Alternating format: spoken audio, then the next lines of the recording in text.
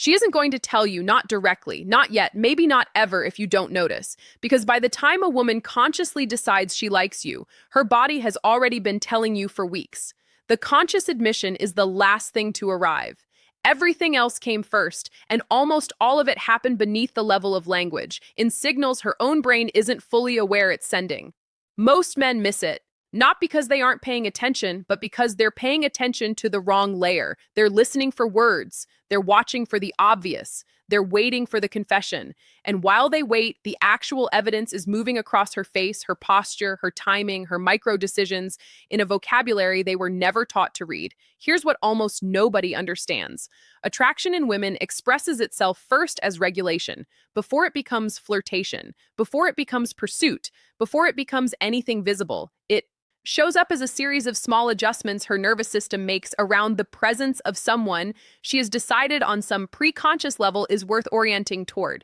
That isn't romance language. That's neuroscience. The female brain is built for a specific kind of social monitoring that researchers call hypervigilance to social cues, a finely calibrated system that picks up on threat, safety, and significance faster than conscious thought. When that system encounters a man, it categorizes as significant, not just attractive, but psychologically meaningful. It doesn't immediately produce a love song. It produces behavior, specific behavior, patterned behavior, behavior she herself doesn't recognize as the report it actually is. There are 5 of these patterns that show up almost universally, and once you can see them, you cannot unsee them. The first one is the mirroring window.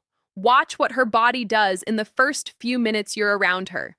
If she likes you, really likes you, not just tolerates you, her posture will start to imitate yours within a surprisingly short window. If you cross your legs, hers will follow. If you lean forward, she'll shift toward you. If you slow your speech, hers will slow. This isn't mimicry the way performers mimic. This is unconscious neural coupling, the same mechanism the brain uses to bond mothers to infants and close friends to each other. Researchers studying behavioral synchrony have found it correlates strongly with felt connection, trust, and rapport.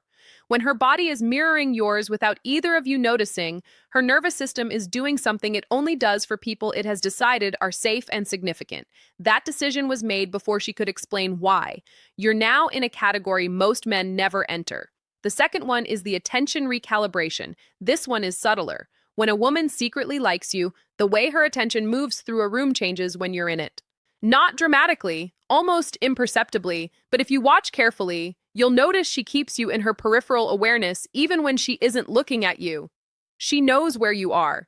She tracks when you move. When someone else mentions your name, her head doesn't turn, but something in her face does. Behavioral researchers studying social attention call this preferential allocation. The brain has a limited attention budget, and where it spends that budget reveals what it values. When her budget keeps drifting toward you, even when she's facing away, you've been quietly elevated to a status she may not have admitted to herself yet. Here's where it gets interesting, because the third pattern is the one that most directly contradicts the surface behavior. It's the testing distance.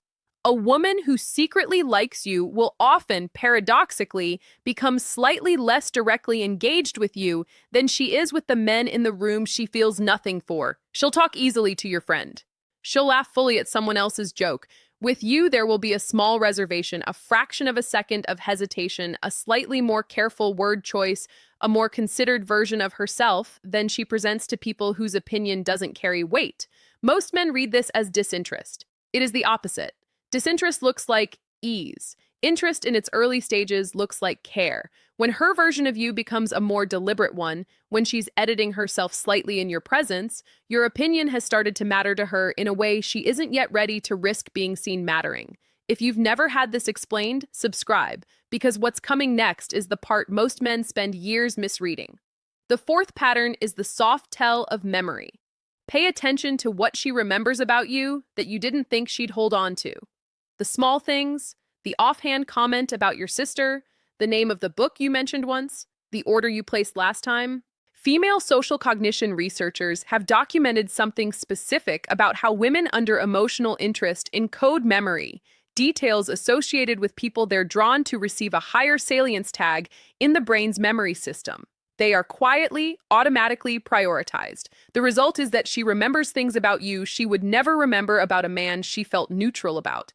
And when those details come back into a later conversation, casually, without performance, she isn't flexing her memory. She's showing you, without knowing it, what her brain has been quietly archiving.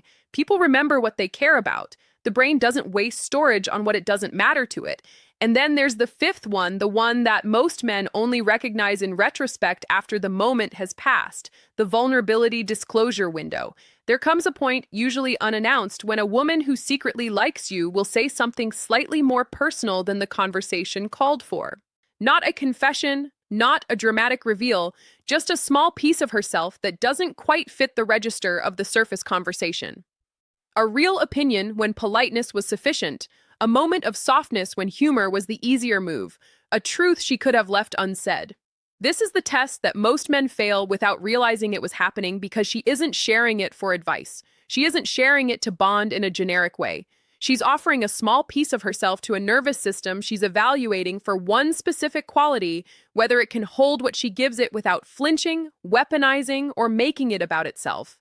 How you respond to that small offering, not what you say, but the quality of how you receive it, determines whether the door that just cracked open opens further or quietly seals.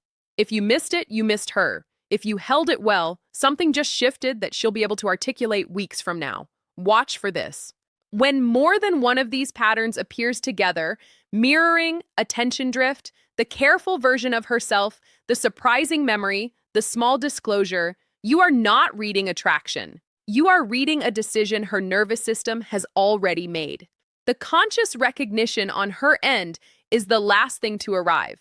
By the time she knows she likes you, her body will have been telling you for weeks. That isn't manipulation. That isn't game playing. That is a regulatory system designed across evolutionary time to evaluate significance carefully before allowing access. It is asking you a question you didn't know was being asked. Your behavior is the answer. Science just told you what to look for.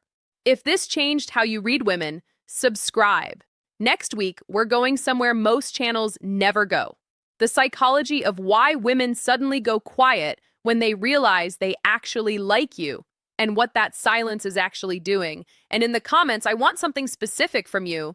Which of these 5 did you almost miss? Which one did you only see in retrospect? Tell me below.